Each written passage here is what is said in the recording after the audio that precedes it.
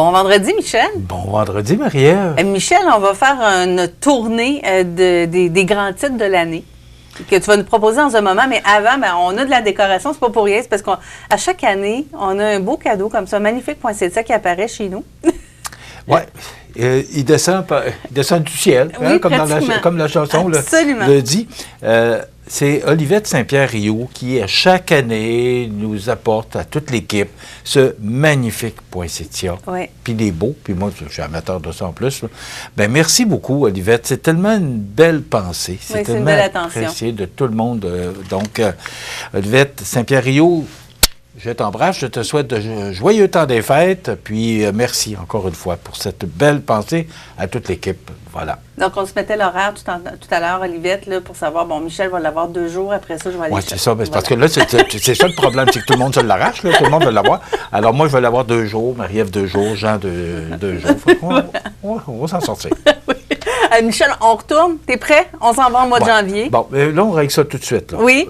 Moi, j'ai pris les grands titres qui, à mon sens, étaient des grands titres parce qu'il y a beaucoup de grands titres. Il s'en est passé des choses dans l'année, c'est sûr. Donc, c'est pour moi ce que j'ai retenu particulièrement au cours de la dernière année.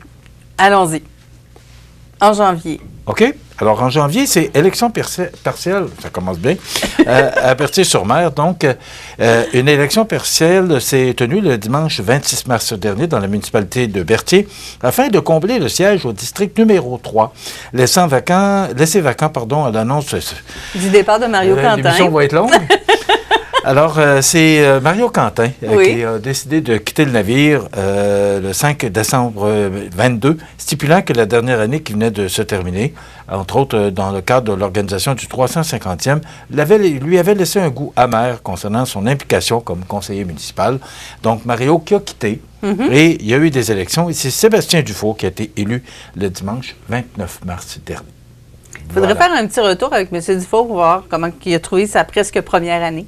Oui, bien c'est vrai. Ce serait intéressant de connaître comment il a vécu son expérience après la première année. Au mois de février, la MRC a fait le point et se voulait rassurante. C'est le transport adapté dans la région. Là, ça bougeait pas mal. Oui. Bien, c'est difficile de résumer tout ça. Le texte est peut-être un peu long, mais je vais essayer de le synthétiser. C'est l'organisme Transbellimont qui annonce le 21 février que l'arrêt des activités se fera le 28 février 2023. Oui, c'était très court comme délai. Oui. Donc, la préfète de la MRC, Justine Caron, accompagnée de la directrice générale, Nancy Labrec et Daniel Racine, directeur adjoint, ont assuré que le service allait se continuer, car le transport collectif et adapté de la MRC de Montmagny, le TCA, a accepté de prendre rapidement la relève, et ça à compter du mercredi 1er mars dernier. Donc, la raison principale étant que le transport adapté comporte de nombreux enjeux régionaux qui dépassent les limites territoriales de chaque municipalité, notamment en ce qui concerne l'optimisation des ressources humaines, matérielles et financières. C'est qu'on voulait réorganiser, avec Transbellimont, on ne pouvait pas desservir le territoire comme on voulait, donc avec le TCA, le transport collectif adapté, là, on pouvait mettre tous les efforts et pouvoir bien servir la population et même élargir ce qui s'est fait au cours de la dernière année. Voilà, s'étant ainsi vu confier ce mandat, le transport collectif adapté a fait ses démarches auprès de divers transporteurs afin de s'assurer d'avoir les ressources matérielles. C'était bien important. Oui. On a pris on s'est accaparé les autobus de Transbellimont et aussi, on s'est assuré d'avoir tout ce qu'il fallait pour être capable de donner le service. Et bien, beau dire, on va donner le service, mais il faut avoir les équipements pour le faire. Donc, voilà le TCA qui a pris la relève en mars 2023. C'était un gros travail, mais ça a été fait. Et voilà. Puis, important. Je pense, en tout cas, si je me fie à ce que j'entends, je pense que ce changement-là a été apprécié. Si on regarde du côté du mois de mars, il y avait un grand projet de regroupement qui était dans l'air, dans le milieu des affaires, c'est Promutuel. Oui, effectivement, c'est Pierre Beauregard, directeur général, lors de l'Assemblée générale annuelle qui s'est tenue au mois de mars dernier, qui a donné les chiffres, à chaque année, parce que c'est une coopérative, donc à chaque année, on fait état des chiffres de l'année qui vient de s'écouler, mais aussi, on a fait état d'un projet. Donc, les dirigeants de Promutuel Assurance qui ont annoncé un projet de regroupement avec Promutuel de la Rive-Sud, incluant les régions de Lévis, Bellechasse, Montmagny et Rivière-du-Loup. Donc, Promutuel Assurance qui a tenu cette Assemblée générale le 9 mai le vote a eu lieu le 9 mai et ça a été accepté d'emblée. Et là, à partir du 1er janvier prochain, bien là, ce sera Promutuelle Côte-du-Sud. Alors, c'est la nouvelle appellation. On va s'habituer avec... mais là, il n'y aura pas de changement en nombre. Les bureaux restent tous là aussi. Oui, mais tout reste sous scellé actuellement. Là. Il n'y a pas de logo, il n'y a rien de sorti. Ça va sortir en janvier pour avoir rencontré le Pierre Beauregard, directeur général, qui prendra sa retraite au cours des prochaines semaines. Et c'est Sylvain Fauchon qui va le remplacer, un monsieur très sympathique, qui a l'expérience. Donc, ce sera intéressant. On va le rencontrer au cours des prochains mois. On va sûrement vous le présenter. Le mois d'avril a été marqué par une tragédie. Ce véhicule qui est tombé dans la rivière du Sud et malheureusement, l'occupante du véhicule s'est noyée. Les gens parlent encore de cette histoire-là et on attend encore le rapport du coroner qui doit être connu au cours des prochains mois. Là.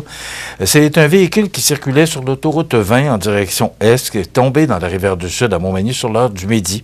L'automobile a dérivé jusqu'à la hauteur du 44 chemin des Cascades où l'on pouvait observer le véhicule partiellement immergé. Les équipes d'urgence dépêchées sur les lieux ont pu rejoindre le véhicule à l'aide de l'embarcation UMA 17 La Chance et le remorquer jusqu'à la terre ferme.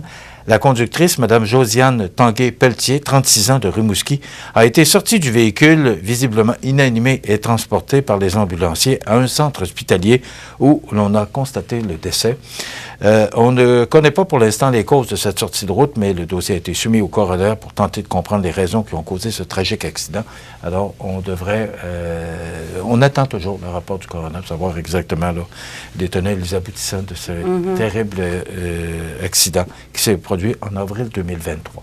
Puis du côté du mois de mai, c'est parce que ça bougeait beaucoup dans le monde municipal, dans la région, dans les derniers mois. Au mois de mai, c'était Marc Landlois qui donnait sa démission du siège numéro 1 à Montmagny. Oui, Marie-Ève, tu sais qu'on dit beaucoup que c'est de plus en plus difficile de siéger dans les conseils municipaux, pas nécessairement Montmagny, mais tous les conseils municipaux, parce qu'il y a beaucoup de conseils municipaux dans la MRC de Montmagny, la MRC de Lillet et Kamouraska, notre territoire, il y a beaucoup de sièges qui sont laissés vacants parce que c'est difficile, la politique municipale, parce que le votant, le citoyen est le plus près de toi, alors qu'au provincial et au fédéral, ben, on siège à Québec ou à Ottawa.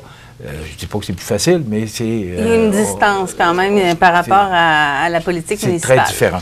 Alors, le conseil municipal au siège numéro 1, Marc Landlois, qui a démissionné au cours de la séance du conseil municipal du 29 mai 2023, mentionnant préalablement que les raisons de sa démission relèvent de la régie interne, il a dit ne pas avoir l'intention de leur dévoiler la teneur puisque, selon les dispositions du Code civil du Québec, les règles de confidentialité persistent même après le départ d'une organisation. Alors, Marc Landlois qui a quitté en mai dernier et on est allé en élection partielle. On va y revenir d'ailleurs. Ça s'est réglé en septembre. Oui, c'est ça. On va y revenir en septembre. On va prendre une légère pause. On revient avec les mois suivants. Merci, Michel. Michel, on va poursuivre cette rétrospective rapide de l'année 2023. Oui, rapide, c'est comme oui, absolument. En mois de juin, là, c'était du côté de Sainte-Apolline-de-Patonne que ça bougeait. Oui, mais je me suis rendu, moi, à Sainte-Apolline-de-Patonne, justement, parce qu'il y avait une réunion le 14 juin qui se tenait pour réunissait plus de la moitié de la population de Sainte-Apolline-de-Patonne. Cet événement hors du commun dans la petite municipalité de plus de 500 âmes située au sud de la MRC de Montmagny a permis aux citoyens d'exprimer leurs inquiétudes face à la situation actuelle. On le sait qu'il y a 4 conseillers qui se sont retirés parce que ça brassait, et le maire Bruno Gagné. Puis il y avait des employés aussi qui avaient donné leur démission. Alors, ces gens-là se sont retirés et là, il y a eu des réunions, des rencontres. Et il y a eu l'élection d'un nouveau conseil municipal qui s'est tenu le 8 octobre dernier avec 4 postes de conseillers nouvellement élus. Et le maire Bruno Gagné est resté, il l'a dit, et moi j'avais jasé avec Bruno. Et Bruno m'avait dit, écoute, si tout ça se règle, moi je suis prêt à rester parce que je crois en ma municipalité, puis je veux finir le travail que j'ai déjà amorcé. Ce qui est fait. Bruno Gagné reste en poste, il est le maire, et 4 nouveaux conseillers qui sont là pour le supporter. Au mois de juillet, c'était les jeux d'eau qui étaient mis de l'avant à Montmagny. Oui, bien, c'est une surface bétonnée de 50 pieds par 80 qui accueille 10 modules de jeux. Ce projet aquatique évalué à plus de 150 000 $, quand même. C'est au camping des Érables, celui-là, parce que quand on parle de jeux d'eau, on parle souvent du camping des Oies, mais là, c'était le camping des Érables qui ajoutait. C'est ça, parce que c'est 2 gros campings à Montmagny. C'est 150 000 $ d'investissement. Je m'y étais rendu pour assister à la conférence de presse. Ce sont tous les résidents qui se sont donné la main pour que ce projet ait lieu. On sait qu'il y a quelques années de ça, le camping des Érables a passé des temps difficiles, mais aujourd'hui, la page est tournée, on regarde en avant et on peut investir dans des projets tels ce beau projet de parc aquatique. Au mois d'août, on a parlé de Louise Soucy. Ben oui, Louise Soucy, qu'on connaît bien, là, qui a dirigé plusieurs, qui a été à la Chambre de commerce, coop de services à domicile. Elle a été directrice générale du Parti conservateur du Québec et on disait qu'elle avait été congédiée, mais c'est elle qui a quitté parce que, je pense que c'était mieux comme ça. Alors, en août dernier, Louise Soucy qui a quitté le navire, puis je ne sais pas où elle est rendue maintenant. Ça fait un bon bout de temps qu'on n'a pas eu de ses nouvelles. On va parler de Marc Lefrançois parce que c'est la suite des élections partielles à Montmagny là, au mois de septembre. Et voilà, suite à la démission de Marc Langlois au mois de mai, c'est Marc Lefrançois qui a remporté le siège. On sait qu'il y avait plusieurs quand même candidats et candidates pour l'obtention de ce siège qui nous avait surpris. Mais quand même, 620 électeurs se sont présentés pour faire entendre leur voix sur une possibilité de 1436, soit 43,1 %. Marc Lefrançois qui est sorti vainqueur de l'exercice démocratique. Au mois d'octobre, bel investissement à la station touristique Massif du Sud. Oui, bien, tu sais, pour moi, c'est toujours très important, les investissements. Donc, le Massif du Sud qui a investi 2,3 millions pour cet hiver et le début d'une nouvelle ère pour le Massif du Sud. Donc, il va y avoir beaucoup de changements avec cet investissement. On va y aller au début janvier, donc on va pouvoir vous donner plus de détails sur tout ce qui se passe là-bas. Oui. Et mois de décembre, évidemment, on parle de compte de taxes. Oui, effectivement, le compte de taxes, c'est 3,5 %. C'est quand même beaucoup. Hier, j'en parlais parce qu'à la Pocatière, c'est 1,46 et nous autres, 3,5. Mais si on regarde Lévis, on a quand même pas mal. Oui, on est pas mal chanceux. Oui. Quand on se compare, on se console. Alors, 3,5 %. Donc, et on dit, et le maire a mentionné, parce que j'ai assisté la semaine passée au dévoilement là, sous embargo, et le maire a insisté sur le fait que ça a été un exercice rigoureux, que tout le monde, tous les conseillers municipaux, le maire et les gens qui sont aux finances de la ville de Montmagny ont travaillé fort à partir de juillet pour vraiment arriver à un 3,5 %, ce qui est en deçà du taux d'inflation qui est de 4,2 %. Donc, quand même, on finit l'année avec une nouvelle quand même correcte. Oui, bon, oui, c'est 3,5 quand même. Là, c'est ça. C'est quand même, bon, mais c'est ça. Ça fait partie de la vie. Les augmentations, il faut vivre avec ça. Voilà. Dans le temps des fêtes, on vous propose 2 émissions rétrospectives. Donc, une première qui va faire de janvier à juin et l'autre de juillet à décembre. Donc, 2 heures de rétrospective. C'est à compter de la semaine prochaine. On a également les grandes rencontres de l'année. C'est ce qu'on vous propose dans l'émission spéciale cette année. Michel, on prend un petit peu de temps pour souhaiter de joyeuses fêtes aux gens qui nous écoutent. Oui. Marie-Ève, d'abord, je veux remercier toute l'équipe de CMA TV. On a trimé dur au cours des dernières semaines pour justement vous présenter les émissions dont Marie-Ève vient vous parler. Merci Marie-Ève, mon adjointe. Merci à Jean Carbonneau à la réalisation, la production. Merci à Nadine Bélanger aux ventes. Solange Moreau aussi qui est là. Il y a Riab Mesny. Merci. J'ai trop des blancs de mémoire. Merci à tout le monde. Lucette Joyal à l'administration. Merci à vous de nous suivre aussi nombreux. Puis merci, de joyeuses fêtes à tous. On vous donne rendez-vous l'année prochaine.